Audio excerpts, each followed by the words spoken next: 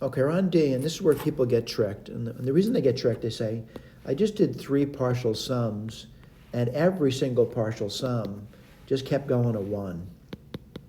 And you might say, that's just the end of that story, by the way.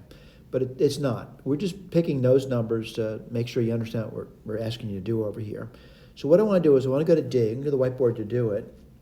And when I do that over there, and this is D, I want to write down what D is. D is the sum, J equal 0 to infinity. And then it's going to be 1 over J, not J, I'm sorry. It's 1 over I. I did it again, wrong pen. 1 over I to the J. And what do you get there? 1 plus 1 over I plus 1 over I squared plus 1 over I cubed plus yada, yada, yada, it goes forever. So what I want to do is I want to write down partial sums. I'm going to write down S0. What's S0?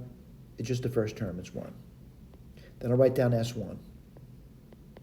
What's that going to be? 1 plus 1 over I.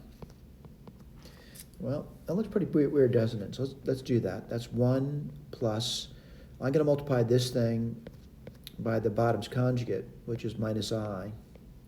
And that's minus I. And what does that give me? It gives me 1 minus I, and then the bottom would be minus I squared, which is just 1. So this gives me 1 minus I. So right now, I'm not getting, this one I'm getting 1, this one I'm getting this one over here. All right, which was not expected, by the way. You might say, what was expected? What was expected was a 1, and we didn't get a 1. We got 1 minus I. Let's write down S2. I'm wondering what the pattern is, by the way.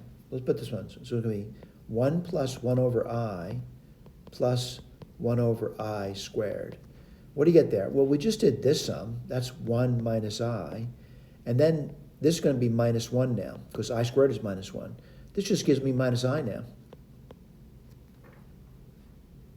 Boy, that's strange. Let's go to the next one. Let's go to S3.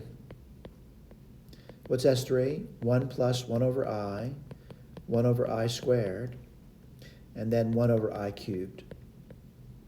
Well, I just did this. That's minus I. And now I'm looking at this 1 over I cubed.